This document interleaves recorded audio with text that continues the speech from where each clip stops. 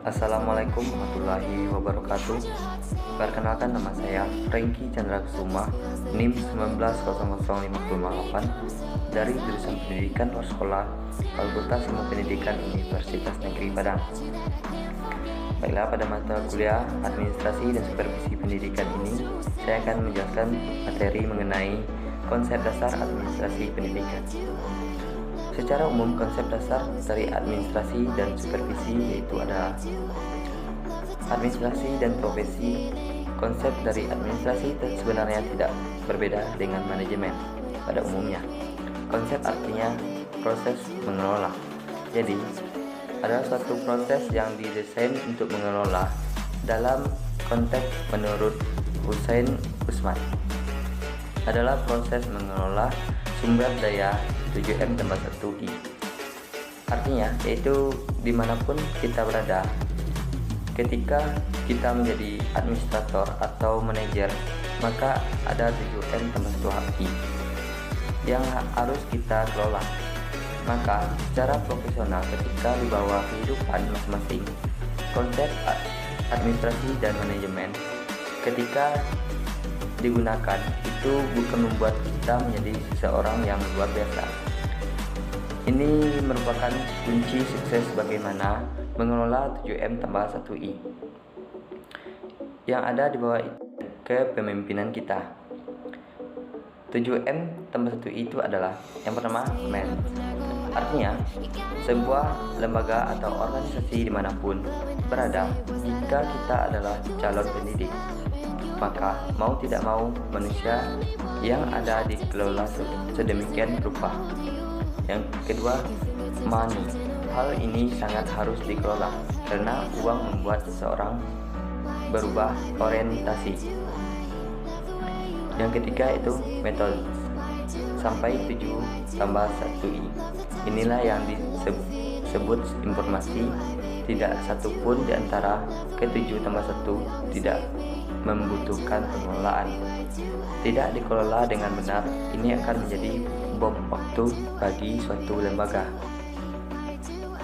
Tujuan untuk mencapai efektivitas dan efisien, artinya setiap 7 tambah 1I dikelola, maksudnya agar segala sumber daya menjadi efektif, penggunaan dan efisien memanfaatkan sehingga memudahkan untuk membantu administrator mencapai tujuannya. Pengertian administrasi secara konsep adalah dalam konteks bahasa administrasi, melayani, membantu, dan memenuhi kebutuhan. Disebut administrator, intinya adalah pelayanan prima. Kita cenderung hanya melakukan dan memenuhi tuntunan. Administrasi terkait juga dengan seni. Itu dianggap seni dan ilmu mengelola yang 7 tadi. Kalau tidak ada seni, maka semua akan kacau. Selanjutnya itu administrasi dalam konteks pendidikan akan sangat berbeda. Perbedaan administrasi dan manajemen pendidikan dalam konteks secara umum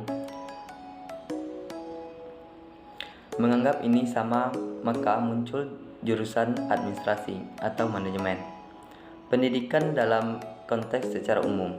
Tapi kalau dicari lebih jauh, ada dua konsep yang ada bedanya. Administrasi orientasinya adalah non-profit atau artinya ia tidak mencari keuntungan. Orang-orang yang bekerja sebagai administrator ini yang utama orientasi, bukan orientasi profit.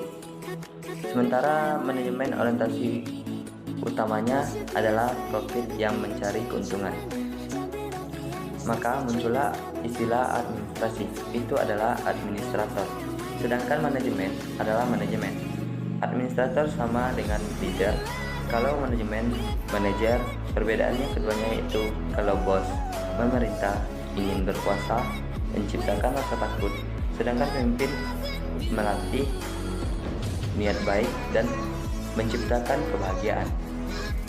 Selanjutnya itu tujuan dan manfaat dari administrasi pendidikan. Yang pertama, terwujudnya PBM yang bermakna. Yang kedua, peserta didik yang aktif mengembangkan dirinya. Yang ketiga, memiliki kompetensi.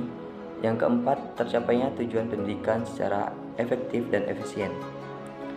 Lingkup fungsi manajemen pendidikan. Administrasi pendidikan fungsi manajemen dari Orsay dan Blackhart, yaitu planning, organizing, controlling, motivation, yang direncanakan terkait 7M tambah 1I. Profesi didapatkan dengan pendidikan dan pelatihan khusus, di mana adanya pelatihan khusus sebelum disebut profesi.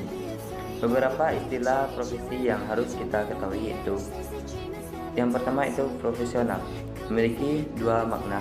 Yang pertama, mengaruh pada sebutan tentang orang yang menyandang suatu profesi. Kedua, penampilan seseorang dalam mewujudkan kerja sesuai dengan profesinya. Yang kedua itu profesionalisme, sikap mental dan membentuk komitmen anggota profesi dengan meningkatkan kualitas profesionalnya. Yang ketiga itu profesionalitas, kualitas sikap anggota terhadap profesi dalam keahlian untuk meningkatkan tugasnya. Untuk orang yang disebut profesionalisme yang tinggi disebabkan oleh profesional dalam melaksanakan tugasnya. Sekian yang dapat saya sampaikan. Kalau ada kurang dan salahnya, saya mohon maaf. Wassalamualaikum warahmatullahi wabarakatuh.